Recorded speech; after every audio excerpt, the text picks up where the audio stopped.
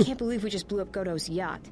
That's going to destabilize crime throughout this whole sector. Yeah, well, you'll understand if I hold back the tears. You don't understand. Crime in the YouTube system, it's like the economy. Plus the power vacuum. Even if Voga gets up and running again, the system is going to be feeling the effects for years to come.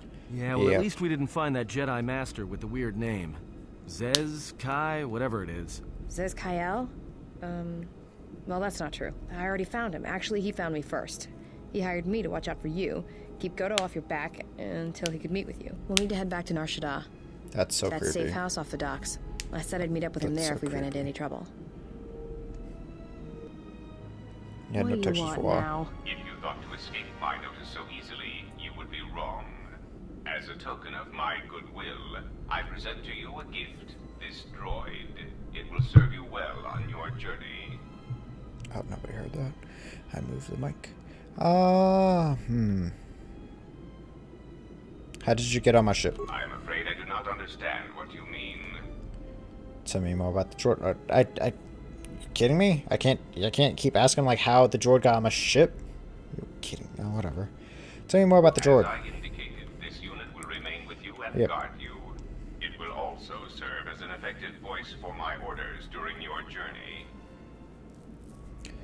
I accept your gift. KoTOR has joined your party. He has special powers over droid and cannot set off mines. Thanks for the droid, KoTOR. Let's go to Nar Shaddaa. Also, I have to talk to everybody after. So yeah, that'll be lovely talking to everybody. You have returned from exile. KoTOR thought you might, if only to wander your old battlegrounds. But I did not think you would come to Nar Shaddaa. Still, you were always a difficult one to read, both when you were tied to the Force, and even more when it was lost to you. Why did KoTOR think I would return from exile? I do not know. It was a sense he had, and he had served in war, as you had. Perhaps he thought he understood you, or maybe he simply hoped he did. He felt you were the key to understanding the threat we face. The others were not so certain, but so many of them are gone now, as you no doubt know. Why me? He sensed some connection between you and many of the worlds touched by war. He thought by traveling to such places, he could achieve understanding. I have questions I want answered. No doubt. I think the answers will provide us both with some measure of peace. I have kept secrets for far too long. I have a glitch lightsaber. Where are all the Jedi? They have scattered, but there is purpose in their movements. It is both to hunt and draw out our enemies. Somehow, too bad you guys haven't done either. We are being targeted through the Force, and when Jedi gather, we are vulnerable. So we have chosen places where it is difficult to sense others through the Force, whether on planets dense with life or touched by war. In such places, we may conceal ourselves, gather information without presenting ourselves as targets. It was part of KoTOR's plan. Plan? Yes, he felt if our enemy cannot detect us, then perhaps they would believe themselves victorious and show themselves. And we knew that the war would be lost if we continued to act as we had. I do not know where they wander now. There are few of us, though. Too few. And I have not heard from them in some time. Atris is on Telos, in case you didn't want to know. Atris? But I had thought she had gone to KoTOR with the others. You sound surprised. Looks like somebody was lying behind you guys' back. Yes, she holds the last of the Jedi teachings. It is good she survived. What kind of earring is that in your ear? Is that like a tooth? Intelligence, why didn't you go to KoTOR? I had not finished my investigations here, and I did not wish to reveal myself. There was nothing I could do. Yeah, let's go with that. I had other questions. What I can tell you, I will. You're better. What happened to them? It is a long story, but there is no harm in you knowing. And someone should know. Only a handful of us remained after the Jedi Civil War, barely 100 in number. Then, even that 100 began to vanish, in places where the Force seemed blind. The only pattern we determined is that when Jedi gathered, they were seen no more. At the last Jedi conclave on the Miraluka world of KoTOR, the entire planet was wiped out, an entire race destroyed, because the Jedi chose to gather. Well, not an entire race. It was only then that we realized we were facing something far more powerful than we knew how to fight. Because I have Vizslas and she's a Miraluka. Why did you hide? We could not allow the fact that when we gathered, we placed everything around us at risk. A Jedi's life is sacrifice, but we cannot allow our presence or actions to endanger others. And we cannot fight an enemy that will not reveal itself. But any Jedi, anyone who is strong in the Force, who attempted to track down such a threat, vanished without a trace. But that makes no sense. It does, but you must step back to see it. Whatever this threat was, it was targeting us and everything around us. Yet it was somehow weak enough that it was afraid to confront us openly. If it believed us defeated, then perhaps it would finally show itself. It was a faint hope, but it was the best we had. It was KoTOR's plan. He was always the greatest tactician among us, and had seen war more than the rest of us. I had other questions. Very well. I need to know why you cast me out the order. We told you it was because you followed Yes. Revan to war, but you ask because you are not certain of that answer, nor were we.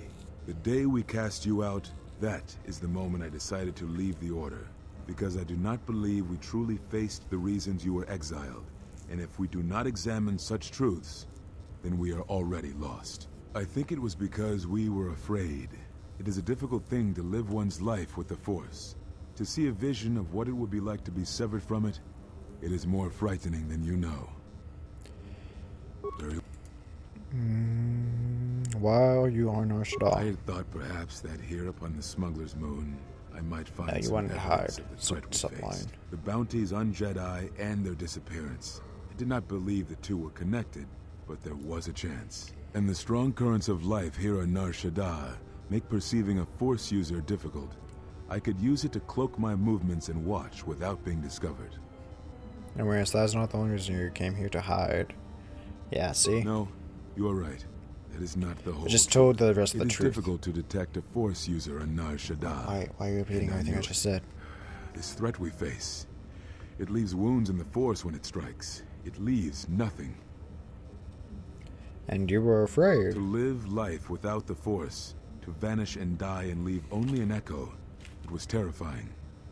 To be connected to all life around you, then to have it stripped, I can only imagine what it must have been like for you. But even that imagining cannot compare with the truth. But there is more than that. On Nar Shaddaa, one cannot escape what was left from the Jedi Civil War. From the failure of the Masters, from our failure to properly train Jedi, came disaster. And I wondered if perhaps the teachings of the Jedi had been our failing all along. There have been so many failures by teachers who believed in the code with all their being. Master Arca failed Ulic, as Master Boss failed Exar Kun, as Kay and Zar and the others of the Council failed Revan and Malak. For all the acts we do to preserve the galaxy, from such an arrogance that all we do is right and just, I wonder if there is a counter-effect that is created that strikes back at us. Exar Kun, Ulic Keldroma, Malak, Revan, you, all Jedi. There is something wrong in the Force, a wound, a sound that is growing, like a scream. You can hear it echo on Nar Shaddaa. Sometimes when the moon is on orbit, it is a frightening thing to feel, that perhaps being connected to all life is not enlightenment at all, but simply another doom. And I think that maybe, perhaps, to forsake the Force as you did, to cut loose our bonds, may not be the wrong thing to do. You taught me something important in the Council Chamber long ago, Exile, and it has stayed with me all these years. You were right to do what you did. Everything you did. Well, I'm glad somebody says that I was right. Why did you cut me off from the Force at the end of the... Sure. Okay, we only had like 3 more options. So why did you cut me off Is from the that what Force? you think? We did no such Yeah. thing. But it is a technique that has been used as punishment in the past, yes. It is a rare sentence, and to my knowledge it has only been done once, at a moment where a Jedi discipline has failed. What caused your loss, I fear, was different. I am not certain I understand it. We did not understand it fully then, and only recently do I feel we may have become enlightened. The other masters may have more knowledge of this, but I do not. And I do not know if they even live. Does it matter? It seems your power has returned. Perhaps the loss was not a loss at all. I had other Very questions. I gotta scroll down. So, 6. At the end of my trial, you and the master said something that had happened to me. What was it? Ah, so the records of your trial were found. Good. Sometimes I think this galaxy would be a better place if there were less Jedi secrets. But I have no answer for you, as much as I would like to give one. We vowed never to speak of it. And although I would not keep promises to Jedi, I keep promises I make to others. And KoTOR was a friend. If we were gathered as one, then the promise might be revoked. Until then, I can say nothing. Other questions? So this is the last one. Do you know anything of force bonds and how to end them? Yes, such bonds are a connection that can be formed at moments of crisis, or in the slow understanding that grows between master and apprentice. It is most common between two beings who are sensitive to the Force. It allows the transmission of feelings, of influence. It was something you were gifted with, as I recall, before your fall. You formed such attachments easier than most, even to those who could feel the Force only faintly. Even Vrook could not ignore it, which is saying something.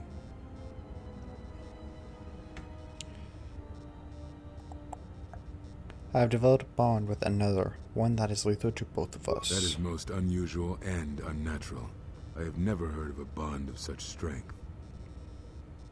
How would I end There it? were few within the Order who knew more than I did of such bonds, but their students were few, lost in the Mandalorian Wars. It was rumored that Revan studied such bonding deeply, both through the Jedi histories and with certain teachers, before he left the Order and went to war. How would I end I such do a not bond? know. A bond between two living beings is not something easily broken. It is not a choice. It is like breaking a feeling, like turning away from the Force. To break a bond, your feelings would have to change, or one of you would have to die. But even then, the bond wouldn't go away. It would simply be empty, a wound. That's all I wish to know. What happens now? Now I must take up the role I was ready to cast aside. This threat has finally revealed itself, and we Jedi will need to stand together. I did not speak fully of what I have felt. Staying on Nar Shaddaa, it is an exile of sorts, one that I have chosen. I, too, lost a Padawan on Malachor, not to the battle, but to the alternative, to the teachings that Revan brought from the unknown regions. And I was not the only Jedi Master to watch a student turn on them.